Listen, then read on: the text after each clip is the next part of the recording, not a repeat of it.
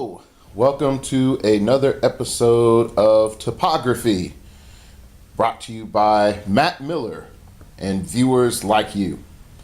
All right, today we are going to be looking at pretty much Doctor Strange's Sanctum Sanctorum on the other side of the Amazing Spider-Man map. Well, it's technically called Doctor Strange's Mansion Indoor.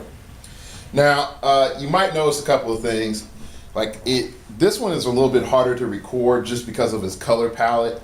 So just bear with me. I'm gonna do my best to try to walk you through. Also, if you could sort of notice, I have a few more lovely assistants on the field this time, and hopefully my character selection will make sense, okay? So let's start off with a general overview. This is an indoor map. Not only is it an indoor map, it has two levels of elevation. You have elevation 1 right down here, and then you have elevation 2 up here, and then you have 3 transition points. One here, and one here, okay? And each transition point is 2 squares deep, okay? Now, why is this a big deal? This is a big deal because this map is technically a funnel map. And I'm gonna get into that here briefly, but really, when you are thinking of playing this map, your main concern is how am I going to utilize my starting area, how am I going to traverse the map, and last but not least, how is my opponent going to hinder my traversal of this map, okay? So let's start off with the first starting area over here. And again, please forgive the camera work, we're still there. And now, note, we have a standard starting area that's a bit bigger than what we're used to, and I'm just going to sort of show you. I have characters all in that starting area, but not completely filling it. And first thing that we're going to notice is, as I have my lovely assistant Iron Pharaoh here, we have walls on here, here, and here. That's big. We have hindering right in between those 2 walls here and hindering there. So, and a hindering square there. So we have 5 squares of hindering terrain and 2 walls in the starting area. What does this mean and what are the implications of this? Well, first off, let's say you do have a character like Iron Pharaoh, for example. If you really want to give him that last little bit of extra defense, instead of having him in clear terrain like so, you could place him there so that there is 2 walls around him plus hindering, and then you could set up one piece. You only need one piece of barrier to sort of capstone him in to protect him, all right, if you're going to use this map. So that's a pretty sweet thing. At the other end, I know there are people that use the Plastique Con exclusives. Those have a distinct advantage on this map because you're able to do whatever little shenanigans you're going to do with them at the outset of the game. So you don't have to move up a couple of squares or move to a different position if you have that starting area. So that's something that's really, really, really convenient. The other thing is, if we sort of like go down toward where Bill, Agent of Hydra, is, just zoom in. I'm already fully zoomed in, so I'm gonna take a step forward with my tripod.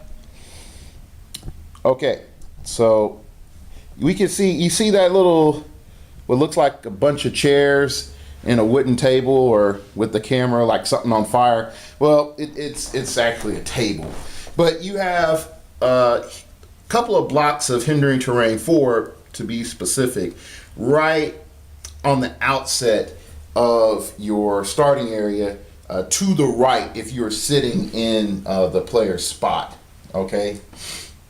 And then you also have 4 other squares of hindering, and it's really sort of hard to see because it's green on green, and I'm gonna just outline it here over here, and I'll be nice, I'll put, actually it's 3 squares, I'm gonna put Speed Demon there. Speed Demon returning for the second video. So those 3 squares right there are really good because they allow you to sort of control the approach vector. Now, let's start looking at the disadvantages of this starting area before I go into the second starting area, because the second starting area has the most to unpack. Okay, if you are in this first starting area, again, you are having an advantage for being on lowest elevation.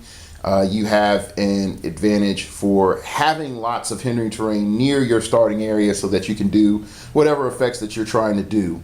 The other thing that comes in is, again, that blocking terrain is a big deal. Also, if I could show you, we have walls, and I'm going to try to point out each wall here. We have a wall there. Then sort of scroll up, and there we go. Then we have a two L-shaped walls. So there's one right in here and 2 pieces of hindering there. And then our other L-shaped wall is here, and then our last piece of wall is here.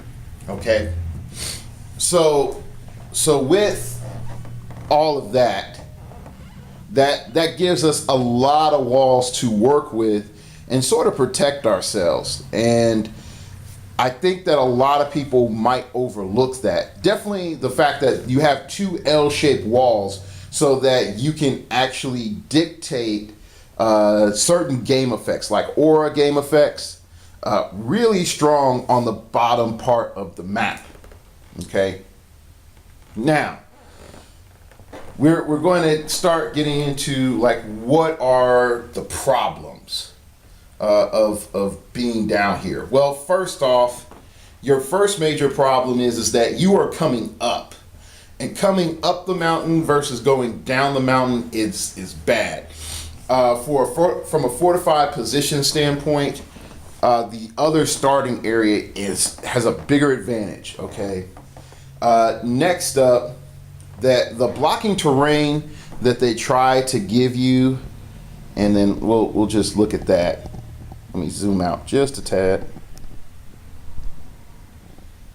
You see those like 4 squares, distinct squares near Absorbing Man?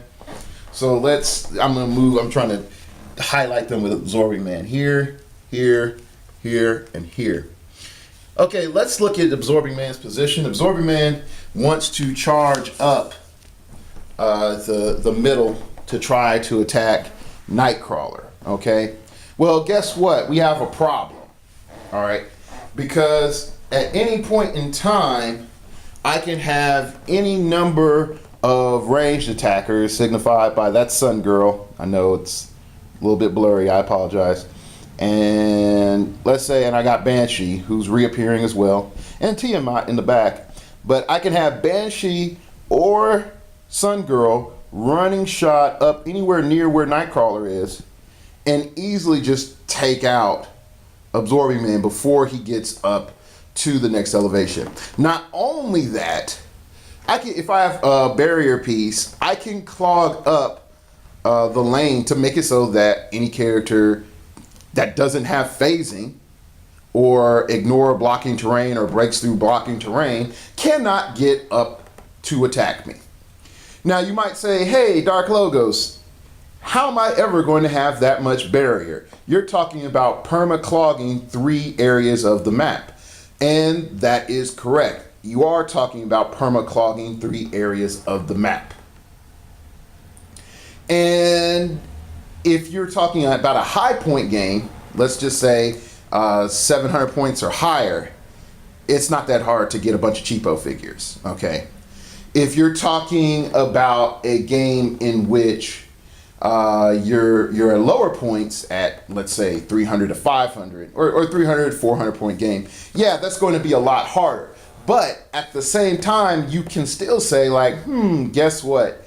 I can choose to still make it so that your approach to me on Elevation 2 is a lot harder.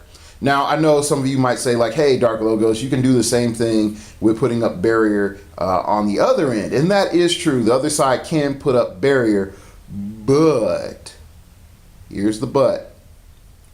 The approach vector of the top becomes a lot stronger. And then let me try to break it down some more. I zoomed in specifically just to show you there is a wall here. There's a wall here and there's a wall on the other side. Okay. The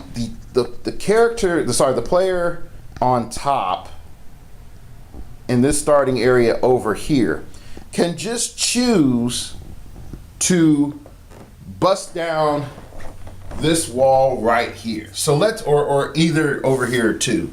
So let's say that I'm that player and I choose to say like, hey, guess what? I'm going to have my magical perplex appear. I'm going to have Nightcrawler appear. Nightcrawler perplex up his damage to a 3. I'm going to hypersonic speed and hit, breaking this wall, then moving back into safety. Then I'm going to proceed to running shot magically with my Sun Girl because she has a ridiculous amount of movement at this point in time.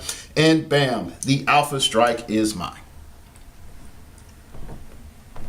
You see, like that's the biggest thing that becomes frustrating with this map is that it gives a huge advantage to the character on Elevation 2.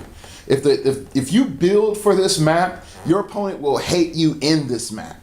And the main reason we haven't heard people talk about this map is just in particular, we were all having fun on the other side of the map. Okay, let's be honest. No one was really playing this side of the map. Everybody was playing the rooftop, okay? So when we're looking at this total effect, we can see a couple of things. The first thing that we can see is that midfield is definitely in the hands of the person on elevated terrain. The person on level 1 is technically playing a turtle game because you're telling your opponent, screw you, I'm going to stay here and I'm going to be fortified in staying here. I have more walls than you do. I have more wall abuse than you do. I have more hindering terrain and I can just chill down here. Okay. Now also here's the other thing. I have Bill on here to sort of make a point. Bill, you're tiny. Let's blow you up just a tad. There you go.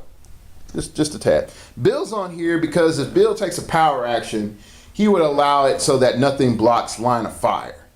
Okay? For a specific character. Now, why is this good?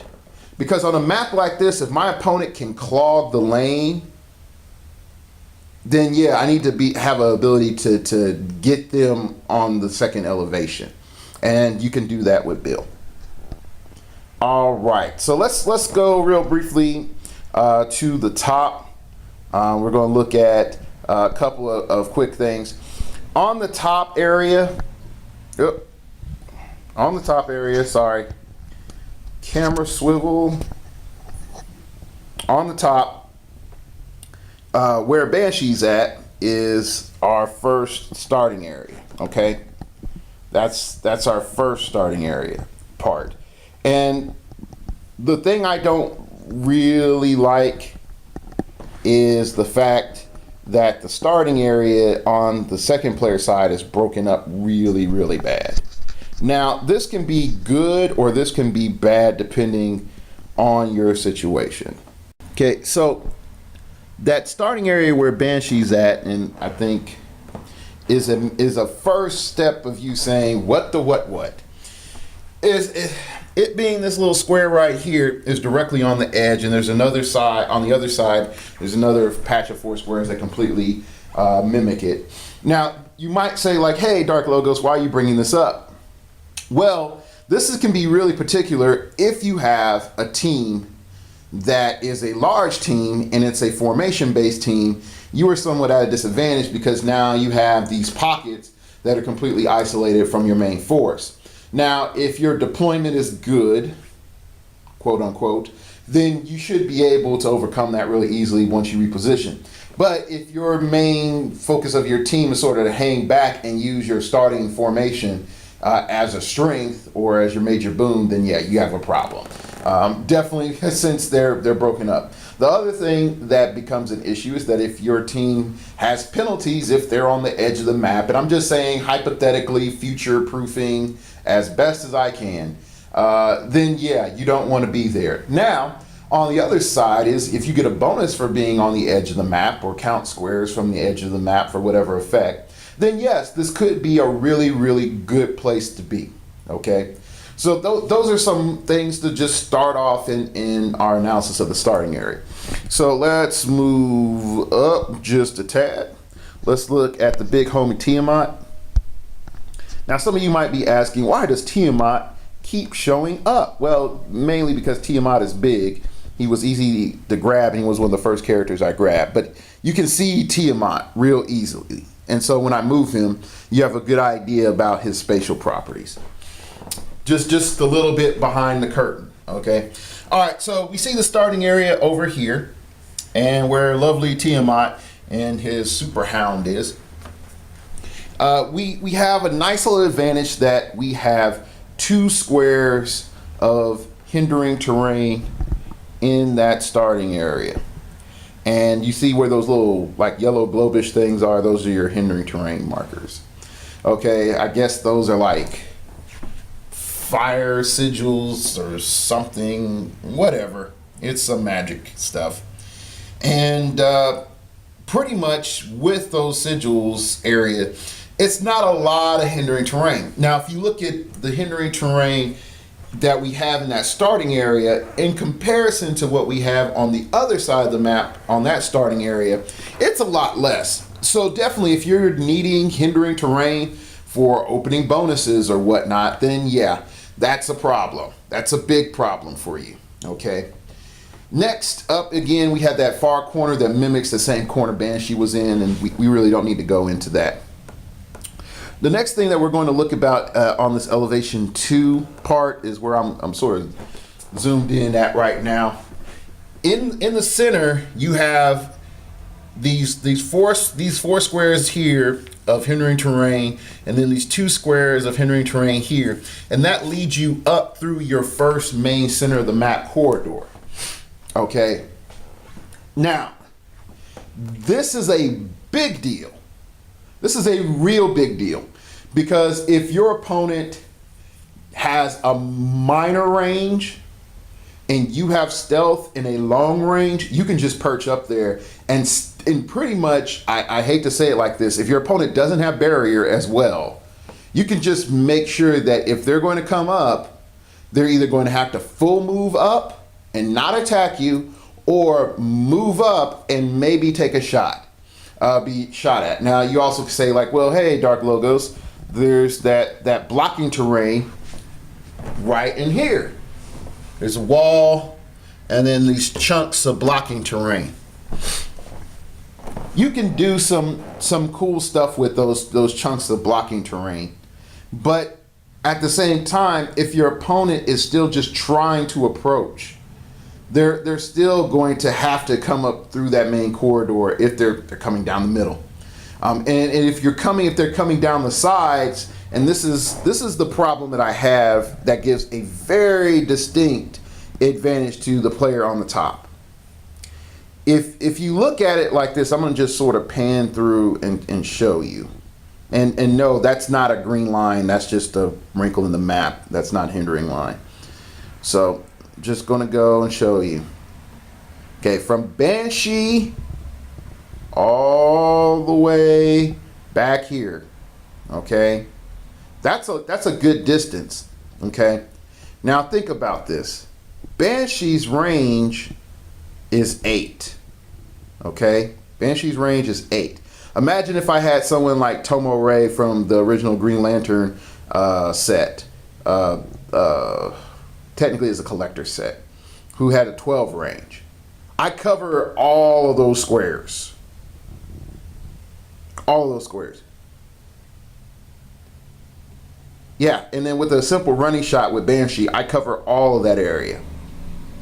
So if you try, or you even think about coming up that side, or on the other end with, I have Sun Girl, if she was even in her starting area, if you even try to come up that way, and you don't hide behind those walls, then yeah, you know, and again, these walls right here in the center, you're going to have major problems. So this gives distinct advantages to specifically run AVX Cyclops. I was about to say AVX Spider-Man. AVX Cyclops or Invincible Iron Man, #1 Common Iron Man. Just because, in all honesty, you just say whatever, the moment you come up here, you're dead.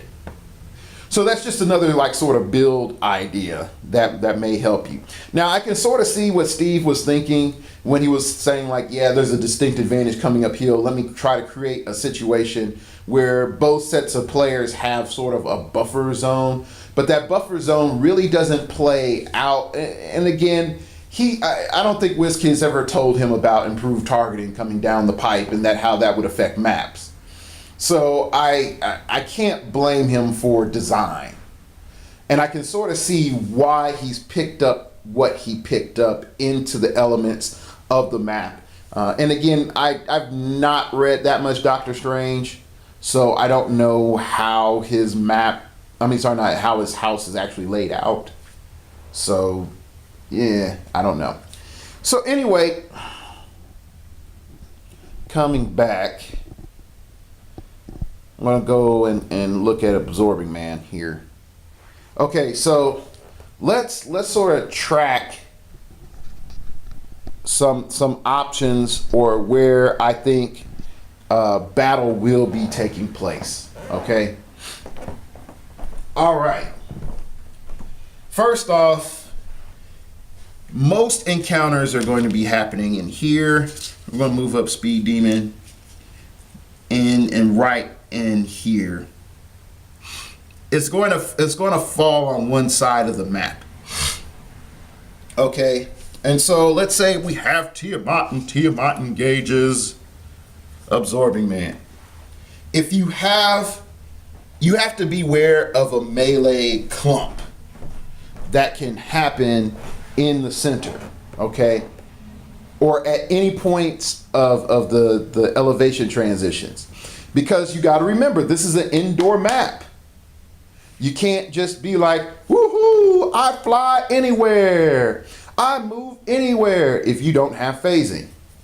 Okay. Also, if you're looking to make sure that your range attacker support is good to go, you need to really watch your approach vectors and how you tie up your opponent's melee pieces. Because you can sort of see here, okay, just zoom in. All right. The way that I have Absorbing Man and Tiamat together, it creates a situation in which, let's say, I want to have Banshee to come around and take a shot. Well, Banshee can't take a direct shot because of these walls. Okay, so I have to bring Banshee around to take a shot. So that can mess up timing. That can mess up timing a lot. And at any point in time, let's say to get that shot, I get really close. Okay, or I'm technically closer placed than what I should, just so it can be on camera. So I take that shot, and then bam, I miss. So let's say hypothetically Tiamat misses. Now Absorbing Man has a choice. He can keep trying to slug it out with Tiamat, or the Absorbing Man player can go after Banshee, which would do a lot more harm to the opponent's team. Okay, and so here's sort of the core of the argument, is that because of these walls up here, ranged attackers that are not dealing with the approach vectors now have to get inside of the shooting cave. Well, not even shooting cave. Let's just call it the death funnel. This is the death funnel, okay? And if you want to hashtag that on Twitter, it's like broke strong, hammer to the face, new phrase, death funnel. So yeah, so right there, it tells us that ranged attacks are good, but you need to be really, really careful. Now let's sort of look at our big homie Speed Demon, who's over here. Speed Demon, on the other hand, is having a good old time because he's able to zip up and hit and come back. Okay? And also, if you're dealing with a Phantom Girl, or I think the new Nightcrawler ignores terrain for movement purposes as well. You can, and I'm going to sort of symbolize that with Nightcrawler so it's more fitting. On this map, let's say I put Speed Demon down here. Okay. So let's say hypothetically you're in you're dealing with this map, or really any map with multiple elevations. What you can do is you can say, all right, if you have someone like Phantom Girl or Nightcrawler, or anybody that's able to move, attack, and ignore multiple elevations for movement, he's like, okay, I'm on elevation 2, I'm gonna move down to elevation 1, I'm gonna smack you, and then I'm gonna move safely back to somewhere cool in elevation 2. Now, this might seem like, oh yeah, duh, that's very elementary. But again, like if we go back to our last video where we talked about hypersonic speed just in general on the AVX Savage Land map, how much of an advantage did that give an attacker to be able to attack someone on elevation 1 and then go hide in a center square on elevation 2 so they could not be retaliated against with a ranged combat attack? So anyway, that's the main thing. So brief overview. Player 1 starting area, or the first starting area, has very good options for turtling. Lots more hindering terrain. Unfortunately, you're going into an uphill battle. There's a lot more blocking terrain over there as well, but there's some problems. When we go over to side 2, we have a broken up starting area. We have less hindering terrain. The walls there sort of could form some problems for your ranged attackers if you're not prepared, but the trade-off is that you pretty much control all approach vectors to you. So I hate to say it, certain types of turtle players can really, really benefit from being on this side of the map. Now, if you are actually thinking like, hey, Dark Logos, is there any incentive for me to pick up this map and to play this map? And I would say, yes, there is, if you know your opponent is dumb. Because here's the thing, just by picking this map in particular, there is no guarantee that you're going to get the elevated side. None at all. And if you do win map roll, guess what? Your opponent's going to pick sides. So it's a 50-50 chance on which side you're going to start on. So I would say is if you're building for this map, be prepared to deal with both sides of this map. Things that are really strong on this map, hypersonic speed movement, or a phasing teleport like Phantom Girl movement that allows you to attack and move through multiple elevations, ignoring terrain. Kryptonian ATA, which would allow you to be on the highest elevation and get attack bonuses. That's something that a lot of people don't think about. Batman TA, because there's a good amount of hindering, that, or the Marvel Knights ATA, which is pretty good as well. Golden Falcon on this map is a little bit more limited, but you could use Golden Falcon to zone, and I do say that very limitedly, in a very limited format, because you can zone with Golden Falcon, but at the same time, Golden Falcon is not as mobile and as agile on this map as he is on other maps. So that really can put a big hinderment on your Iron Pharaoh play. And if you do use Iron Pharaoh on this map, I hate to say it, you're putting him in a open lane so that he can try to cover your opponent's approach vector, which means at the same time, if he's covering your opponent's approach vector, Golden Falcon's ability to shrink the map is not really as valuable as it once was. So that's an issue as well. Bill, Agent of AIM, proving that he's a lot more broken than game design thought about, is also another character that would be like a must for this map. Last but not least, really think about how you're going to approach. Really think about how you're going to approach, because you're in a tough position either way. So if you're definitely on elevation 1, on elevation 2, just make sure you know you have your game plan. Formation teams may not like this map as much as some other maps. All right, that's it. This is episode 2 of Topography, covering Doctor Strange's mansion. This is brought to you by viewers like you. In particular, it's sponsored by Mr. Matt Miller, who donated the camera. So all of y'all give a high five to Mr. Matt Miller when you see him and say, hey, thank you. Hey, thank you, Matt Miller.